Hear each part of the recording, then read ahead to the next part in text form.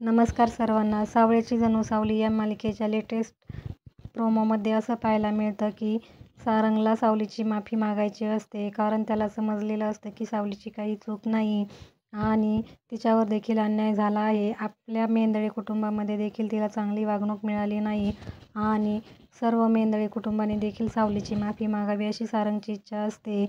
आणि सोहम आणि बबलूने सुद्धा सारंगला समजावून सांगितलेलं असतं की तू जेव्हा सॉरी म्हणशील तेव्हाच मग गोष्ट वेगळी असेल तर तू सॉरी म्हण.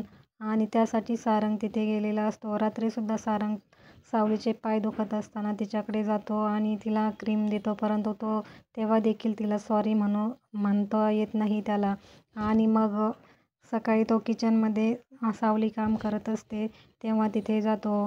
सावली ही मिक्सर चालू करते आणि सारंग तिला सॉरी म्हणतो, परंतु सावलीला ते काही ऐकू येत नाही.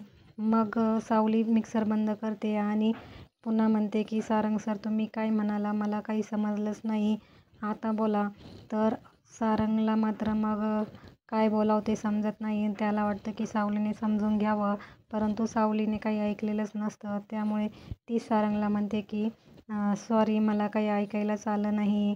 तुम्ही जे बोलला आहात ना ते मला काही समजलंच नाही. आणि ती सारंगची माफी मागते आणि सारंग म्हणतो, मला तुझी माफी मागायची आहे, मी सॉरी म्हणतोय. परंतु तिला काही समजत नाही आणि तीच सारंगला माफी मागत असते. या सगळ्या गोंधळामुळे सारंगची सगळ्याच म्हणजे गोंधळच उडालेला असतो आणि दिवसभर चाललेला सारंगचा प्रयत्न हा काही पूर्ण होत नाही. आणि तिलोत्तमा आणि ऐश्वर्या ह्या दोघीही सारंगला पाहतील की काय असं सारंगला वाटतं. सारंगने तिलोत्तमाला सुद्धा सांगितलेलं असतं की सावलीची माफी माग, परंतु ती मात्र सावलीची माफी मागणार नसते. ती म्हणते, तू माग माफी, मी नाही मागणार. आणि सारंगला सोहम आणि बबलूचं म्हणणं पटलेलं असतं. त्यामुळे सारंग सावलीला माफी मागायला जातो आणि सारंगचीच यामध्ये फजिती होते. त्याचाच यामध्ये गोंधळ उडून जातो असं आजच्या प्रोमोमध्ये पाहायला मिळणार आहे.